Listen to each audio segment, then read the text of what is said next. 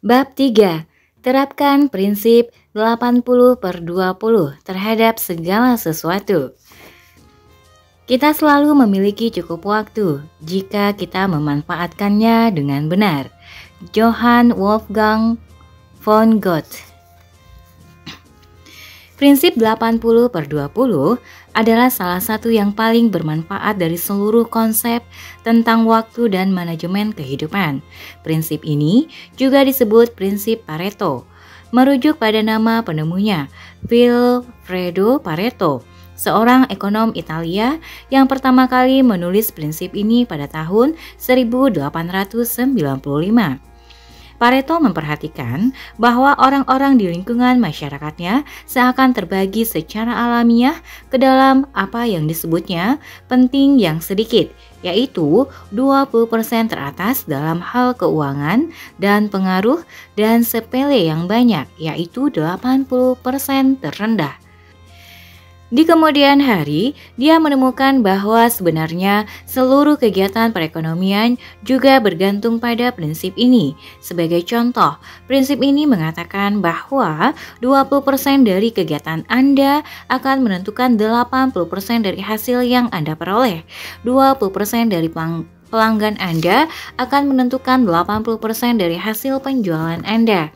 20% produk atau jasa Anda akan menentukan 80% keuntungan Anda.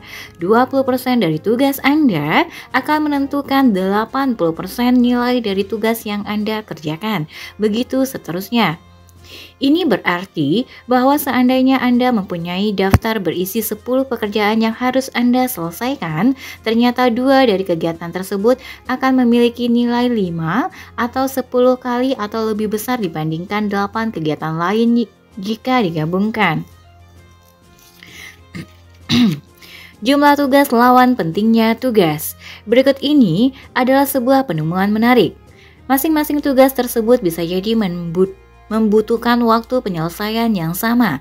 Akan tetapi, 1 atau 2 dari tugas itu akan memberi kontribusi sebesar 5 atau 10 kali lebih besar dibandingkan nilai dari tugas yang lain. Seringkali, satu kegiatan yang harus Anda kerjakan yang termasuk di dalam daftar 10 tugas dapat bernilai lebih daripada 9 tugas lainnya jika disatukan. Kegiatan inilah yang selalu menjadi katak yang harus Anda makan terlebih dahulu. Dapatkah Anda menebak kegiatan-kegiatan apa yang kemungkinan akan ditunda oleh orang yang biasa saja? Fakta yang menyedihkan menunjukkan bahwa hampir sebagian besar orang menunda 10 atau 20% kegiatan teratas yang paling berharga dan penting, yaitu kegiatan penting yang sedikit. Sebaliknya, mereka justru menyibukkan diri dengan 80% kegiatan yang tidak begitu penting, yaitu sepele, yang banyak, yang hanya memberi sedikit kontribusi terhadap hasil. Fokus pada kegiatan, bukan pencapaian. Anda sering menyaksikan orang yang tampak sibuk sepanjang hari, tetapi rasanya hanya memperoleh hasil sedikit sekali. Keadaan ini biasanya terjadi karena mereka menyibukkan diri dengan tugas-tugas bernilai rendah dan menunda 1 atau 2 kegiatan yang apabila mereka selesaikan dengan cepat dan baik, mampu memberi perubahan besar terhadap perusahaan dan karir mereka. Tugas paling berharga yang dapat Anda kerjakan setiap hari seringkali adalah tugas yang paling sulit dan rumit. Tetapi, imbalan dan penghargaan yang Anda terima dengan menyelesaikan tugas tersebut biasanya sangat besar. Karena itu, Anda harus tetap menolak mengerjakan 80% tugas-tugas terbawah apabila Anda masih memiliki 20% tugas teratas yang harus Anda kerjakan. Sebelum mulai bekerja, tanyakanlah dulu selalu pada diri Anda, apakah tugas ini termasuk di dalam 20% teratas atau 80% terbawah dari seluruh kegiatanku. Kaidah, tolak godaan untuk menangani tugas kecil terlebih dahulu. Ingat, apapun yang Anda pilih untuk Anda kerjakan lagi dan lagi, pada akhirnya akan menjadi kebiasaan yang sulit dihilangkan. Bila Anda memilih untuk mengawali hari Anda dengan mengerjakan tugas-tugas bernilai rendah dalam waktu singkat, Anda akan membangun kebiasaan untuk selalu memulai kegiatan Anda dengan menangani tugas-tugas bernilai rendah itu.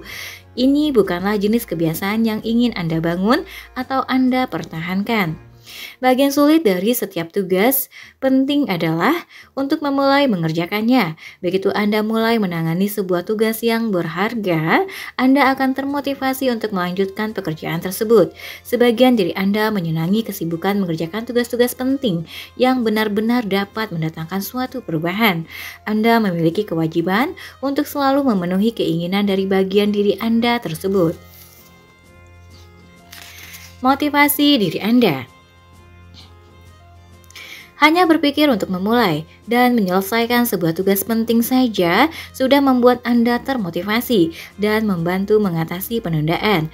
Pada kenyataannya, jumlah waktu yang dibutuhkan untuk merampungkan suatu pekerjaan penting seringkali sama dengan yang dibutuhkan untuk menyelesaikan pekerjaan yang tidak penting.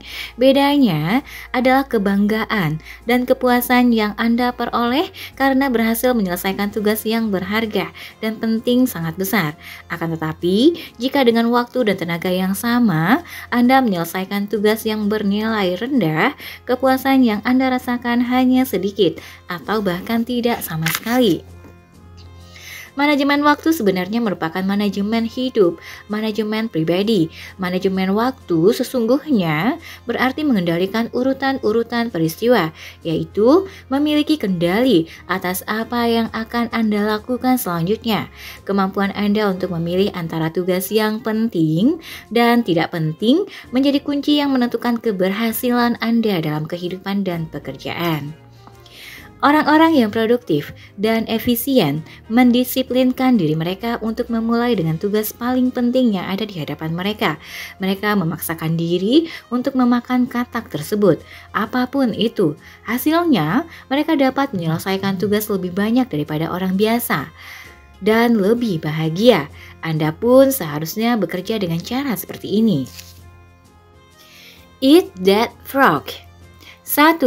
Buatlah daftar yang berisi semua tujuan, kegiatan, proyek, dan tanggung jawab utama dalam hidup Anda hari ini juga. Mana di antara semua itu yang atau mungkin merupakan 10 atau 20% tugas yang menggambarkan atau menggambarkan 80% atau 90% dari hasil Anda.